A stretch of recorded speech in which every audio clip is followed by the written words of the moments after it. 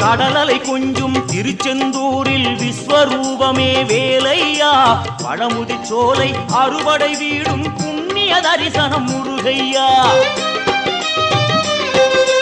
திருநீர் அணிந்து வரும் போது நெஞ்சில் நிம்மதி பிறக்குது கந்தையா சுகனே சிவனார் மகனே உன்னை பாட பாட சுகமாகுதையா வேல் முருகா அரோகரா அரோகரா வேல் முருகா